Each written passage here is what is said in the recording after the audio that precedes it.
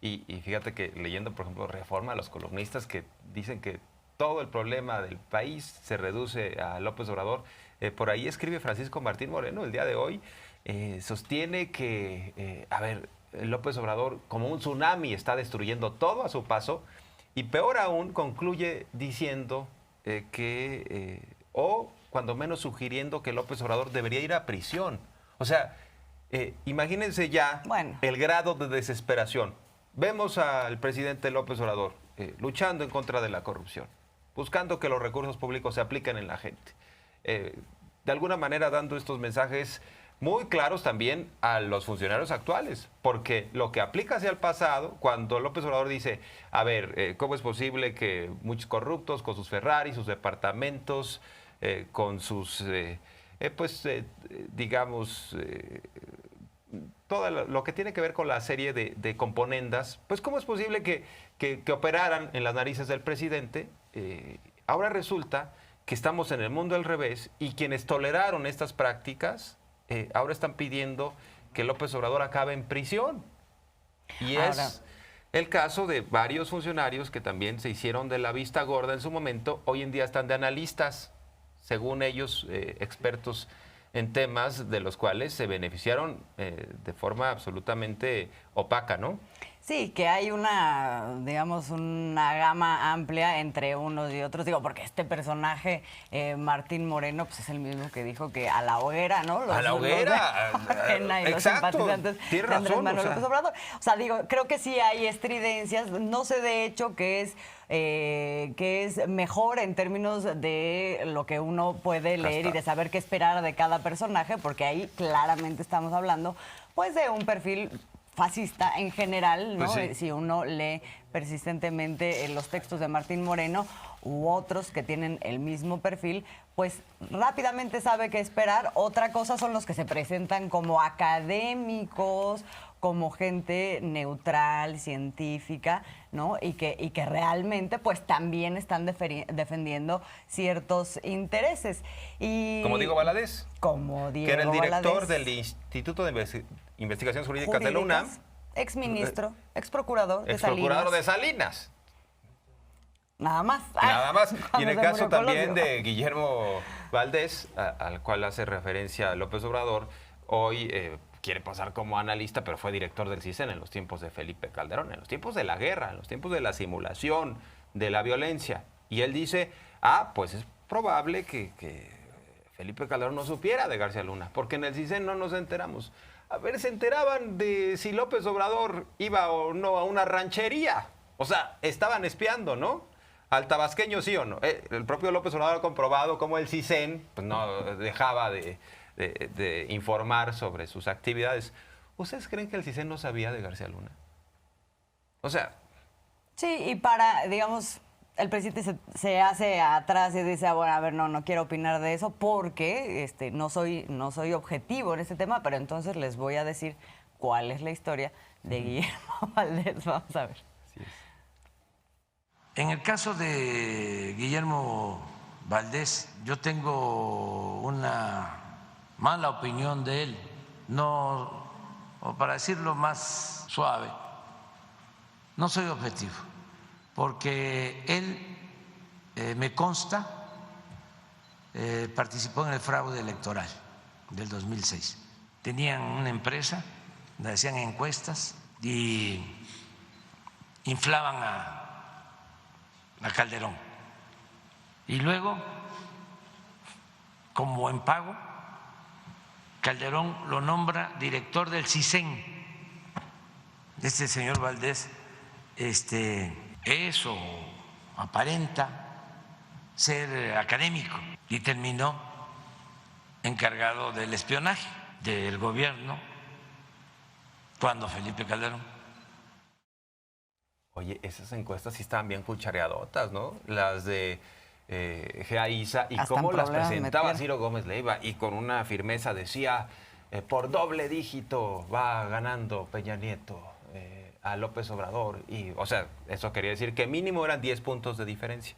Sí. ¿Por cuánto ganó? Por 6 y cacho Peña Nieto, y con todo y que le aventaron todas las ganas con los medios, telenovelas, lo llevaban, bueno, hasta lo casaron, ¿no? Con alguien importante, a Peña Nieto. Bueno, no nos vamos a meter en esos temas así tan particulares, pero pues, o sea, fue un asunto de estrategia, o sea, Televisa se metió de lleno, ¿no? Con Peña y lo de Monex y compraron lo que pudieron. Y en este caso de Guillermo Valdés, pues se puede ver claramente pues esta relación de grupos de poder. En particular, estamos hablando de una encuestadora que tiene una estrecha relación, evidentemente, con medios de comunicación en contexto electoral, que es donde más cobran visibilidad las encuestadoras, y luego le dan el premio del CISEN, pero y luego, o sea, esta encuestadora en particular, con quien no rompe desde luego relación, pues qué papel jugó, como dices, en esta elección del 2012, que luego hasta se tuvieron que disculpar de los malos, malos es decir un eufemismo, el engaño brutal que fue la presentación de encuestas antes de la elección de 2012. Vamos a ver la disculpa que tuvieron que hacer después de la elección.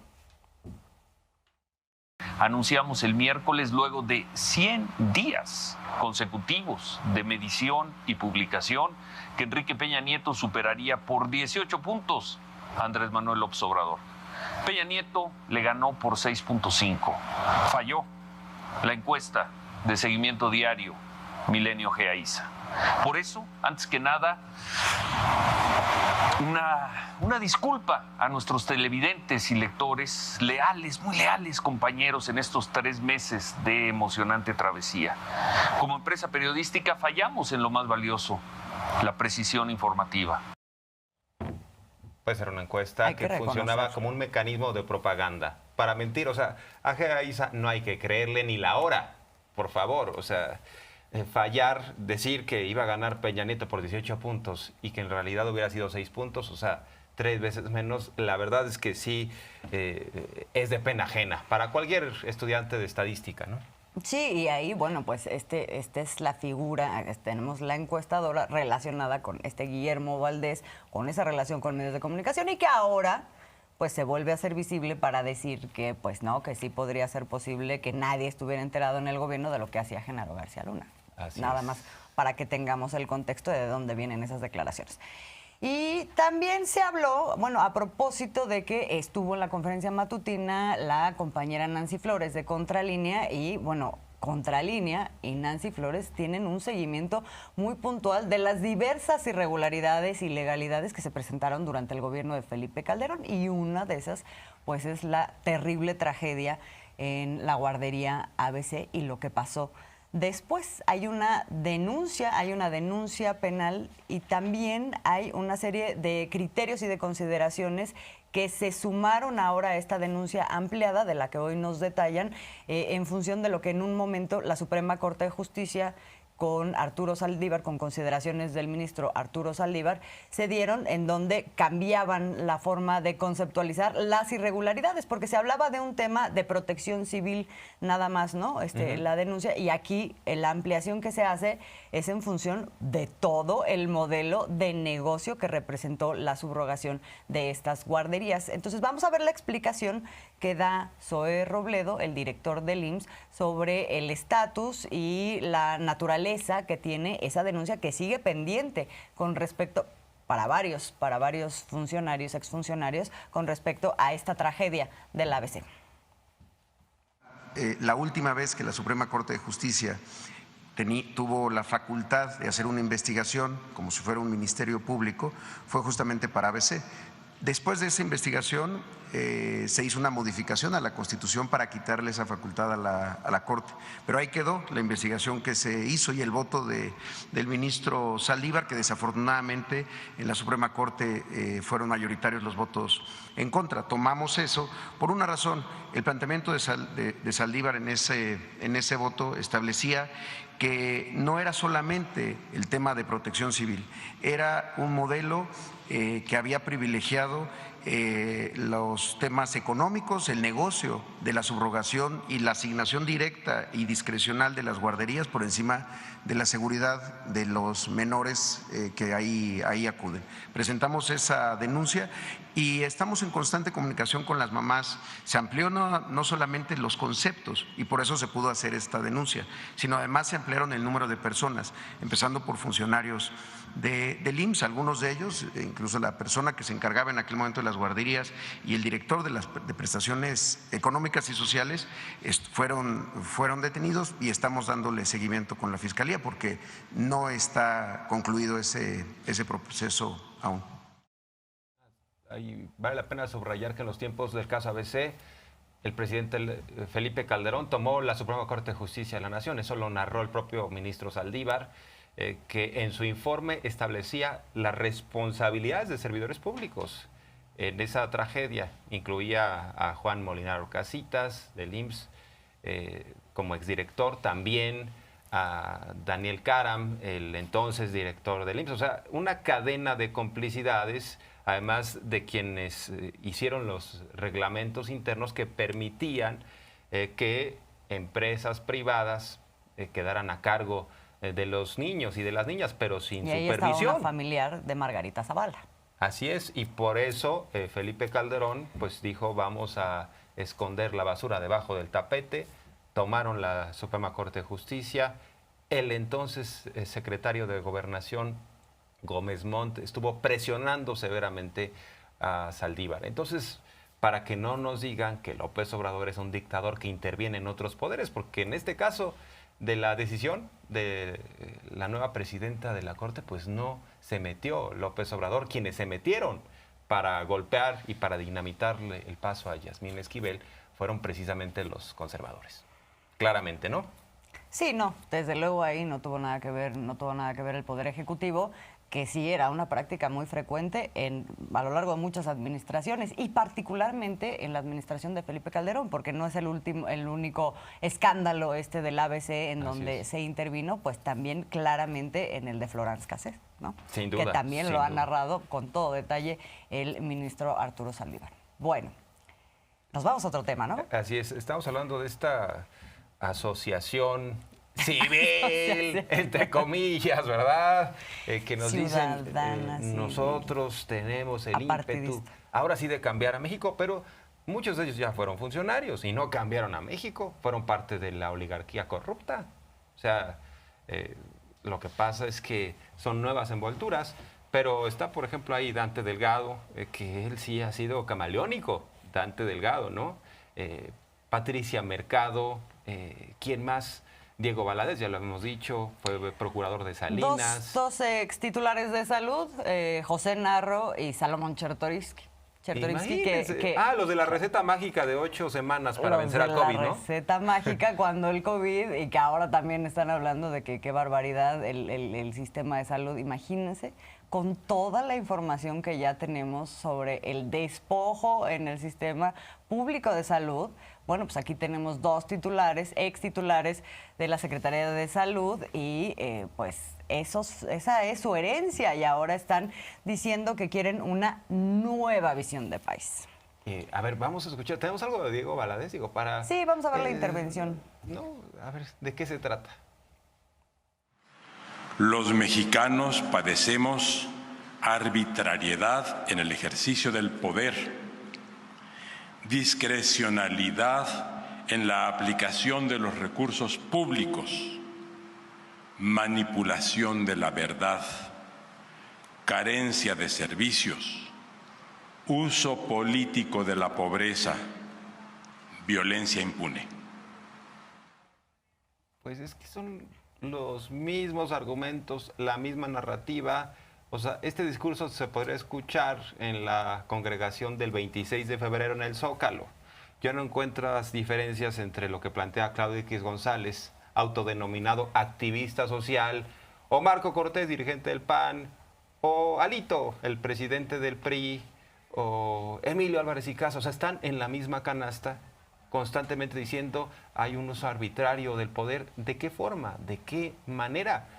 Si hay un respeto a las decisiones de la Corte, lo del Plan B famosísimo, pues lo más probable, hay que ser honestos, es que se va a estrellar con la Suprema Corte de Justicia, que no va a transitar, que no va a pasar. Entonces, ¿por qué hablan de López Obrador como si en verdad hubiera suprimido las garantías individuales, como si de verdad fuera además, Porfirio Díaz. Sí, pero además la credibilidad que puede tener, o sea, hablando de autoritarismo y de discrecionalidad del poder, un ex procurador de Carlos Salinas de Gortari, es que volvemos a lo mismo, o sea, si estuviéramos viendo los perfiles con este mismo discurso, diríamos, pues a ver, no, o sea, vámonos a los datos, qué es lo que están criticando nada más, pero aquí no es nada más eso, es también pues toda la trayectoria de estos personajes que habla mucho de en realidad que hay detrás y se comenta por ahí, de hecho, pues que esta es una iniciativa más para empujar a Movimiento Ciudadano, ¿no? Pues sí, porque Dante Delgado no está así presentado. Pero claramente, además él dice, nosotros vamos con nuestro candidato o candidata presidencial. Al final del día pareciera que quiere negociar, ¿no?, con la oposición, o sea, les quiere poner una vara un poco más alta, pero sí, en efecto, o sea, esto es partidista, que no nos quieran vender el discurso de que son ciudadanos, que están ajenos a la lucha del poder, o sea, son los mismos, además utilizan la palabra México en sus movimientos, va por México, Colectivo México, Fuerza México, bueno, hay un frente nacional civil, pero hay que insistir, son los mismos, o sea, uno solo de ellos puede pertenecer a 4 asociaciones por México diferentes, ¿no? Bueno, hasta va por México, no era la asociación de Marta Sagún, o sea, han explotado esa palabra como si realmente les preocupara el país, ¿no? Porque ese es un tema de fondo, realmente les ha preocupado el país, si les hubiera preocupado el país, hubieran invertido en salud, en carreteras, en seguridad, y nada de eso, fue pura robadera. Pero claro, López Obrador se refirió a esto, ¿no? Sí, muchos de ellos han tenido su oportunidad y bueno, ya vemos. Pero efectivamente se le preguntó qué opinaba de esto y pues vamos a ver lo que dijo, porque fundamentalmente están en todo su derecho, pero están en contra finalmente de la transformación. Están en todo su derecho de expresarse, de manifestarse. Nosotros estamos obligados a garantizar el derecho a disentir, pero es normal y no están de acuerdo con nuestro proyecto de transformación. Están más cerca del bloque conservador, es una especie de ala moderada del bloque conservador, pero así ha sido siempre cuando se lucha por un cambio verdadero. Acuérdense de cómo querían establecer una especie de bipartidismo, PRI-PAN, haciéndonos creer de que eran distintos. Engañaron durante décadas. Por eso hablo de conservadurismo, porque son partidarios de mantener el statu quo, de que se mantengan los privilegios, la corrupción y que el pueblo siga en la pobreza, en el abandono. Y es muchísimo mejor saber quiénes son realmente los adversarios que enfrentar a simuladores. Le preguntaron sobre el ausente en esta reunión, pero quien, a decir de Patricia Mercado, sí ha estado presente en la elaboración de este proyecto, ¿no? Cuauhtémoc Cárdenas, que pues es muy extraño el hecho de que haya participado en contra de Francisco Labastida en el año 2000, como candidato presidencial, o sea, sí con un proyecto antagónico. Hay que destacar, Cuauhtémoc Cárdenas sí en su momento fue el líder más importante de la izquierda. El problema es que lo eclipsó López Obrador. Pareciera que eso le pesó mucho al ingeniero Cárdenas y empezó a dar pasos distanciándose, ¿no?, del tabasqueño, aunque el tabasqueño no ha dejado de reconocer la aportación de Cuauhtémoc Cárdenas. Hoy mismo reconoce su aportación, sin embargo dice, pues si se quiere colocar en el otro bando está en su derecho, pero aquí es con la oligarquía o con el pueblo. Así es. Vamos a escuchar.